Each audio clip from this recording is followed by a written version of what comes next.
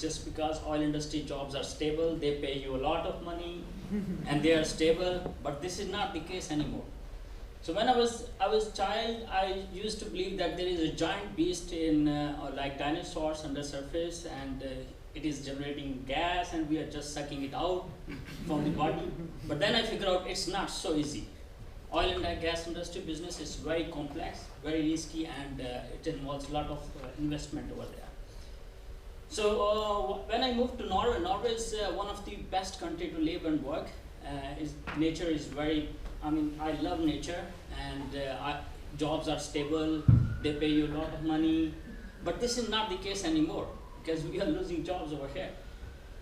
So Norway, the first oil discovered in 1969, and production started in 1971. Then next year, 1972, they formed Statoil, and government formed the oil fund, and it's generated. They started to take dividends and taxes, and Statoil they started to cover a lot of. They started to find a lot of oils in different fields over there. So, for example, Oseberg and Gullfaks and Stratford, these are massive fields, and it's still generating a lot of money, a lot of oil and gas, and in terms of money, and still working. And we don't know how much it will cover so far. So the Norwegian Svalbard, it's now $875 billion, and it's 1.3% of world total equity, and that is massive.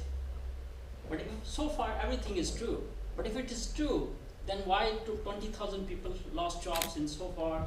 And it's just because oil prices is declining. So if you look at the historical oil prices, for example, 2000 onward, 2000 to 2008, it went to record high $140. Then financial crisis came, and it went down to 80, and then started to gain up.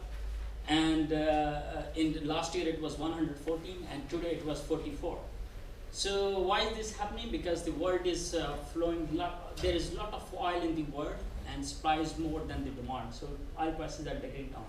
So why the oil prices went so high in 2000? It's just because demand growth in China, and but now China's economy is not good. Even it crashed 2 times this year, and there is no scope that it will generate enough. And then in 2012 and 2014, there was a war in Libya, and it was also cutting down the supply.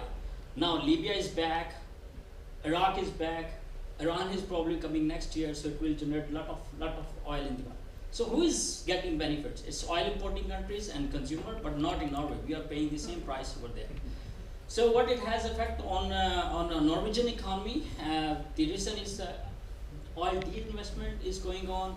The investment is the people, they are investing in other industries. And as you can see from here, it's still struggling a lot. So probably the next year it will be the deepest ratio over there, and then investment will start again. So the good benefit about this, when the de-investment happens, when there is a more supply and the price goes down, then actually, in future there will be more oil. There will be more demand, and supply will be less.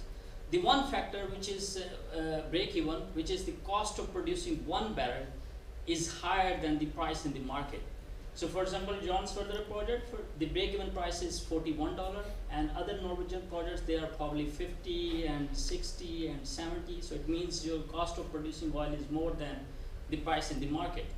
So question is, do we see $100 again? Probably not. It will take many years until we see maybe $100.